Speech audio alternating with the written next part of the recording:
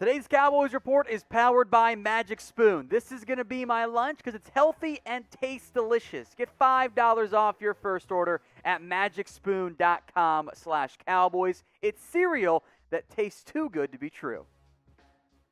Let's get into Mike McCarthy and if he's on the hot seat. A bit of a surprise rumor, but here we are. I'm giving this just the 1 star, and I'm going to disagree pretty heavily with some of this report here from Pro Football Network. Adam Beasley says it might be NFC Championship or bust for McCarthy.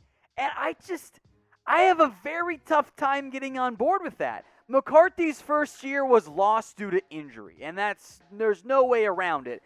The season was doomed the second Dak Prescott went down. And I do think McCarthy could be on the hot seat if the Cowboys miss the playoffs. But I think this report is a little bit over the top. Here's what Beasley wrote.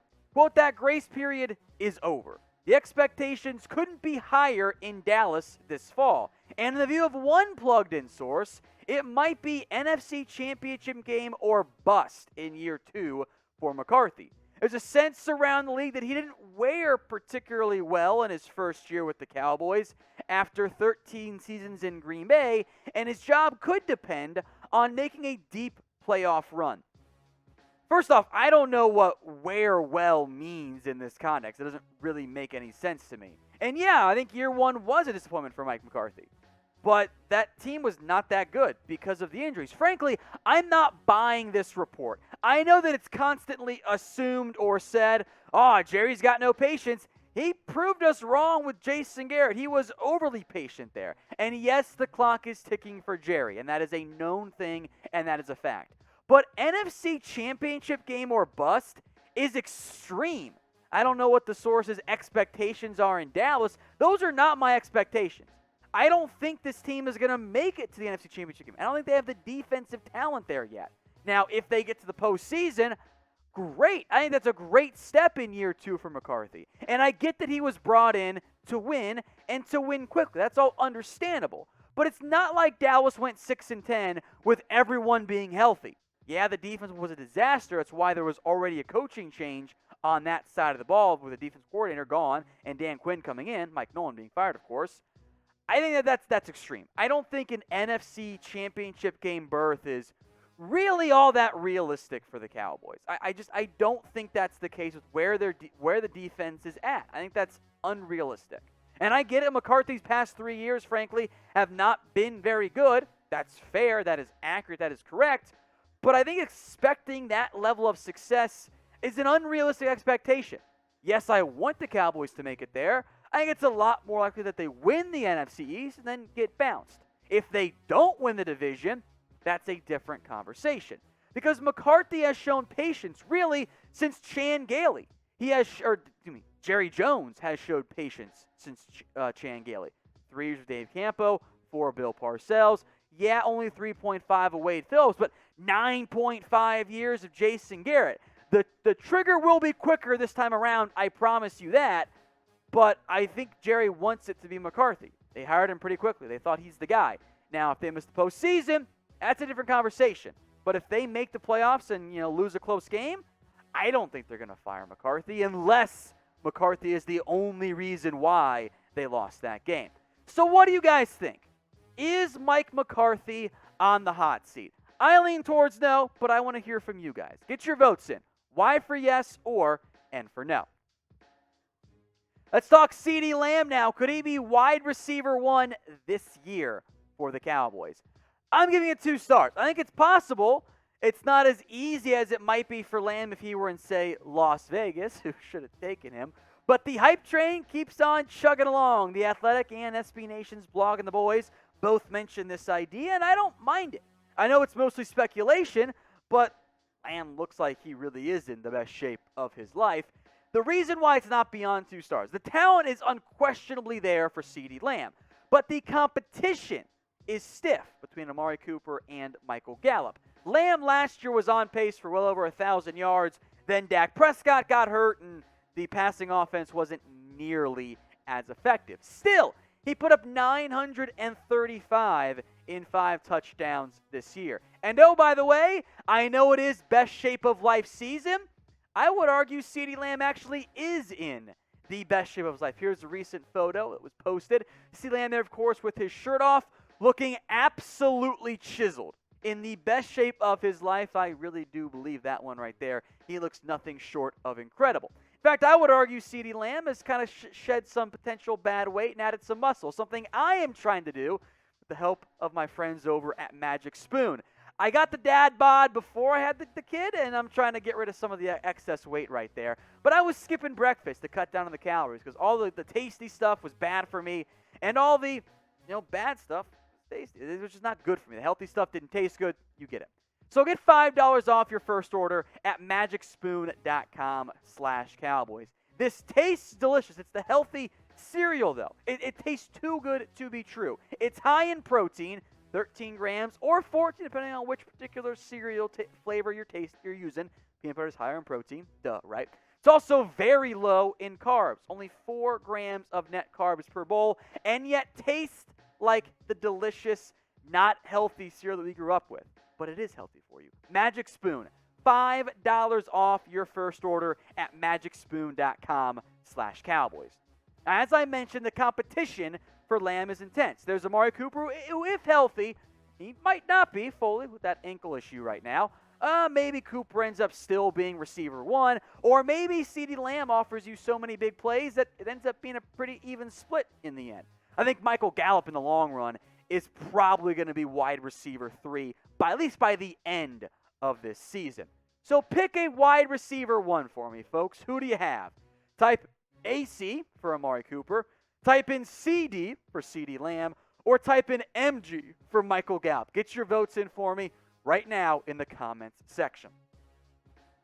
Let's talk sleepers now. Is Blake Jarwin a sleeper? I was going to give this 2 stars. I thought a little bit more about it, and I think it actually does make some sense, at least from a national perspective. Us Cowboys fans know what Blake Jarwin can be, but nationally, I think Jarwin is getting a bit overlooked. So Bleacher Report putting him as the team's top sleeper, I don't mind it. Jarwin missed pretty much all of last season with that unfortunate injury, but he was the starter in Week 1. He was going to be the guy at tight end. And although it is more hopeful than fully confirmed right now that Jarwin will be good to go in time for camp, I think he will be. And that sets up a very interesting roster battle at the tight end position between Blake Jarwin and between Dalton Schultz. Dalton Schultz probably has a little bit more name recognition at this point because, he was drafted, unlike Blake Jarwin. And even though Jarwin got paid, Schultz was the one who put up good production last year. Now, Jarwin in his career, 59 catches, 684 yards, 6 touchdowns. He's shown promise. He's shown a little bit more vertical seam ability than Dalton Schultz has at this point. Schultz a little bit more is the underneath option at tight end. So the raw numbers, yards, and catches favor Dalton Schultz. But the average, the touchdown, the long, they actually favor Blake Jarwin. So it's a very unique situation as to what type of impact Jarwin will have. I do think nationally he's been a bit overlooked. I don't know if he's actually the top sleeper, though, on this team. So before I give you some of the names to keep an eye out for, give me your name. Who do you think is the top sleeper right now on the Dallas Cowboys? 3 other names amongst plenty others I know that I think qualify here. Brent Urban, the defensive tackle, might actually be my pick. I think he's going to be a nice piece, a under-the-radar, dirty work type of defense lineman who's also very, very cheap. I think Terrell Basham could be one of those names as well. And I know you guys are going to put in Tony Pollard, so hell yeah, I put him on here as well. Now, folks, we're getting closer and closer to 100,000 subscribers here on the Cowboys Report. Help us get there. We are inside of 5,000 away. I want to get there before the baby comes in November. So hit that big red button and subscribe for free if you want daily Cowboys videos. Let's talk Tyron Smith now. So ESPN, as they've been doing position by position, put out their list of top normally 10 players at each spot. Now, they polled over 50 coaches, players, and executives for these rankings. And Tyron Smith, who was ranked number 1 last year, has slid all the way down to number 9. Injury, unquestionably, is the core reason as to why. So we'll go more in depth on Tyron and his ranking, but first, the top 10 here, right? Like we'll go in order of what things look like from that perspective in terms of 1 all the way down to number 1. So we'll go from 10 to 1 here. Number 10, Ryan Ramczyk. He checks in there from the New Orleans Saints. There's Tyron Smith at number 9. Tristan Wirfs is there at number 8, the second-year player with the Bucs. Taylor Lewan, number 7. Mekhi Becton all the way up there at 6. That was the one that surprised me. I thought Wirfs was better last year, but Becton's got plenty of immense upside there. Ronnie Stanley is number 5 of the Ravens. Teron Armstead, the other Saints offensive tackle, is number 4. Laramie Tunsil is number 3. David Bakhtiari's number 2. And then Trent Williams, who's actually even older than Tyron Smith. He's number 1.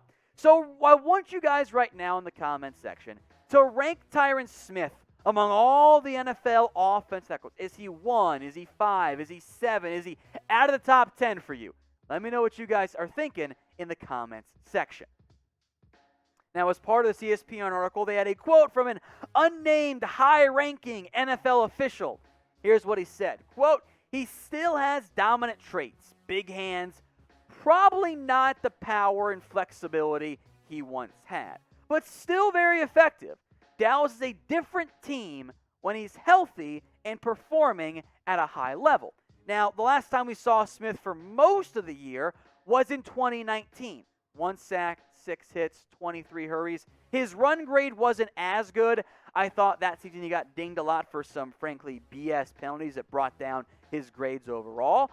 I think it's fair to say probably not quite at his peak performance. I think that prime Tyron Smith was arguably the best tackle in the NFL, and not that much of an argument to be made by me against it, by the way. But I do think there's been some semblance of decline.